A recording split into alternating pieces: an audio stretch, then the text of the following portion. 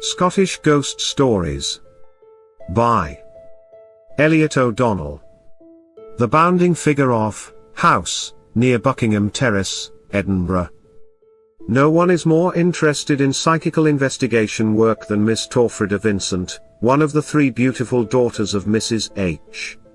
W. Vincent, who is, herself, still in the heyday of life, and one of the loveliest of the society women I have met.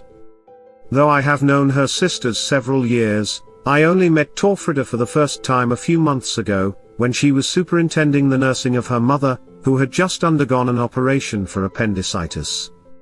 One day, when I was visiting my convalescent friend, Torfrida informed me that she knew of a haunted house in Edinburgh, a case which she felt sure would arouse my interest and enthusiasm. It is unfortunate, she added somewhat regretfully, that I cannot tell you the number of the house, but as I have given my word of honor to disclose it to no one, I feel sure you will excuse me. Indeed, my friends the Gordons, who extracted the promise from me, have got into sad trouble with their landlord for leaving the house under the pretext that it was haunted, and he has threatened to prosecute them for slander of title. The house in question has no claim to antiquity.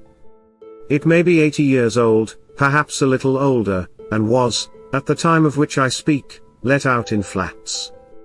The Gordons occupied the second story, the one above them was untenanted, and used as a storage place for furniture. The first floor and ground floor were divided into chambers and offices. They had not been in their new quarters more than a week, when Mrs. Gordon asked the night porter who it was that made such a noise, racing up their stairs between 2 and 3 in the morning. It had awakened her every night, she told him, and she would be glad if the disturbance were discontinued. "I am sorry, madam, but I cannot imagine who it can be," the man replied. "Of course, it may be someone next door, sounds are so often deceptive, no one inhabits the rooms above you."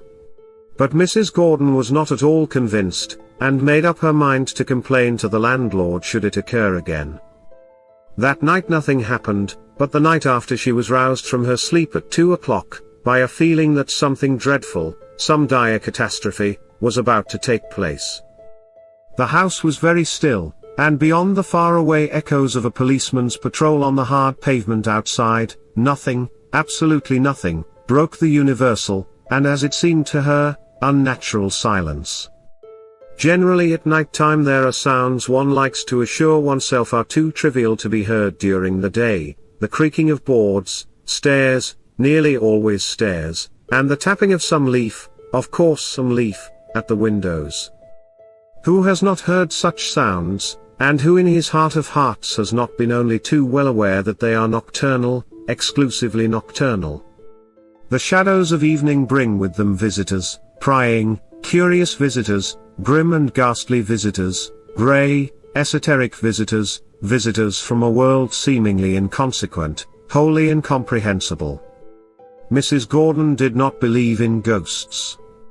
She scoffed at the idea of ghosts, and, like so many would-be wits, unreasonably brave by day, and the reverse by night, had hitherto attributed banshees and the like to cats and other animals. But now when all was dark, pitch dark and hushed, and she, for aught she knew to the contrary, the only one, in that great rambling building, awake, she reviewed it again and again, in her mind, that rushing up the stairs. The wind. It could not have been the wind.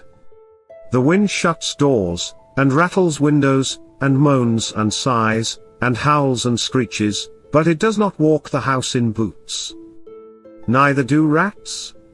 And if she had imagined the noises, why did she not imagine other things? Why, for example, did she not see tables dance, and tea-urns walk? All that would be fancy, unblushing, genuine fancy, and if she conjured up one absurdity, why not another? That was a conundrum for any skeptic. Thus did she argue, naturally and logically, in the quite sensible fashion of a lawyer, or a scientist, yet, all the while, her senses told her that the atmosphere of the house had undergone some profoundly subtle and unaccountable change, a change that brought with it a presence, at once sinister and hostile. She longed to strike a light and awake one of her daughters, Diana, by preference, since Diana was the least likely to mind being disturbed, and had the strongest nerves. She made a start, and, loosening the bedclothes that she always liked tightly tucked round her, thrust out a quivering toe. The next instant she drew it back with a tiny gasp of terror. The cold darkness without had suggested to her mind a great, horny hand, mal-shaped and murderous, that was lying in wait to seize her. A deadly sickness overcame her, and she lay back on the pillow, her heart beating with outrageous irregularity and loudness. Very slowly she recovered, and, holding her breath, sidled to the far edge of the bed, and with a dexterous movement, engendered by the desperation of fear, made a lightning-like dab in the direction of the electric bell. Her soft, pink finger missed the mark, and coming in violent contact with the wall, bent the carefully polished nail. She bit her lips to stop a cry of pain, and shrinking back within the folds of her dainty lace-embroidered nightdress, abandoned herself to despair. Her consciousness of the unknown presence increased, and she instinctively felt the thing pass through the closed door, down onto the landing outside, when it dashed upstairs with a loud clatter, and, entering the lumber room immediately overhead, began bounding as if its feet were tied together, backwards and forwards across the floor. After continuing for fully half an hour, the noises abruptly ceased and the house resumed its accustomed quiet. At breakfast, Mrs. Gordon asked her daughters if they had heard anything in the night, and they laughingly said no, not even a mouse. There was now an intermission of the disturbances, and no further demonstration occurred for about a month. Diana was then sleeping in her mother's room, Mrs. Gordon being away on a visit to Lady Voss, who was entertaining a party of friends at her shooting box in Argyll. One evening, as Diana was going into her bedroom to prepare for dinner, she saw the door suddenly swing open, and something, she could not tell what, it was so blurred and indistinct, come out with a bound. Tearing past her onto the landing, it rushed up the stairs with so much clatter that Diana imagined, though she could see nothing, that it must have on its feet, heavy lumbering boots.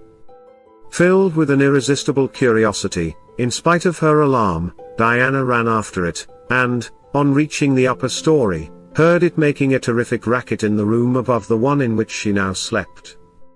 Nothing daunted, however, she boldly approached and, flinging open the door, perceived its filmy outline standing before a shadowy and very antique 8-day clock, which apparently it was in the habit of winding. A great fear now fell on Diana. What was the thing? And supposing it should turn round and face her, what should she see? She was entirely isolated from her sisters, and the servants, alone, the light fading, in a big, gloomy room full of strange old furniture which suggested hiding places or all sorts of grim possibilities. She was assured now that the thing she had followed was nothing human, neither was it a delusion, for when she shut her eyes and opened them, it was still there, and, oddly enough, it was now more distinct than it was when she had seen it downstairs. A curious feeling of helplessness stole over Diana, the power of speech forsook her, and her limbs grew rigid. She was so fearful, too, of attracting the notice of the mysterious thing that she hardly dare breathe, and each pulsation of her heart sent cold chills of apprehension down her spine. Once she endured agonies through a mad desire to sneeze, and once her lips opened to scream as something suspiciously like the antennae of a huge beetle, and which she subsequently discovered was a devil's coach horse, tickled the calf of her leg. She fancied, too, that all sorts of queer shapes lurked in the passage behind her, and that innumerable unseen eyes were malignantly rejoicing in her terror. At last, the climax to her suspense seemed at hand. The unknown thing, until now too busy with the clock to take heed of her, paused for a moment or so, as if undecided what to do next, and then slowly began to veer round. But the faint echo of a voice below, calling her by name, broke the hypnotic spell that bound Diana to the floor, and with a frantic spring she cleared the threshold of the room. She then tore madly downstairs, never halting till she reached the dining room, where she sank on a sofa, and, more dead than alive, panted out to her amazed sisters a full account of all that had transpired. That night she shared her sister's bedroom, but neither she nor her sister slept. From this time till the return of Mrs. Gordon, nothing happened. It was one evening after she came back, when she was preparing to get into bed, that the door of her own room unexpectedly opened, and she saw standing, on the threshold, the unmistakable figure of a man, short and broad, with a great width of shoulders, and very long arms. He was clad in a pea jacket, blue serge trousers, and jack boots. He had a big, round, brutal head, covered with a tangled mass of yellow hair, but where his face ought to have been there was only a blotch, underlying which Mrs. Gordon detected the semblance to something fiendishly vindictive and immeasurably nasty. But, in spite of the horror his appearance produced, her curiosity was aroused with regard to the two objects he carried in his hands, one of which looked like a very bizarre bundle of red and white rags, and the other a small bladder of lard. Whilst she was staring at them in dumb awe, he swung round and, hitching them savagely under his armpits, rushed across the landing, and, with a series of apish bounds, sprang up the staircase and disappeared in the gloom. This was the climax. Mrs. Gordon felt another such encounter would kill her. So, in spite of the fact that she had taken the flat for a year, and had only just commenced her tenancy, she packed up her goods and left the very next day. The report that the building was haunted spread rapidly, and Mrs. Gordon had many indignant letters from the landlord. She naturally made inquiries as to the early history of the house, but of the many tales she listened to, only one, the authenticity of which she could not guarantee, seemed to suggest any clue to the haunting. It was said that a retired captain in the merchant service, many years previously, had rented the rooms she had occupied.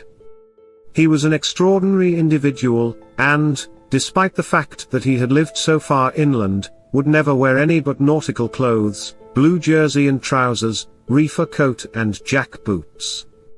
But this was not his only peculiarity.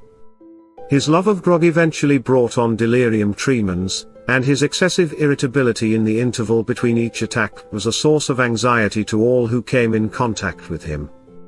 At that time there happened to be a baby in the rooms overhead, whose crying so annoyed the captain that he savagely informed its mother that if she did not keep it quiet, he would not be answerable for the consequences. His warnings having no effect, he flew upstairs one day, when she was temporarily absent, and, snatching up the bread knife from the table, decapitated the infant. He then stuffed both its head and body into a grandfather's clock which stood in one corner of the room, and, retiring to his own quarters, drank till he was insensible. He was, of course, arrested on a charge of murder, but being found insane he was committed during His Majesty's pleasure to a lunatic asylum.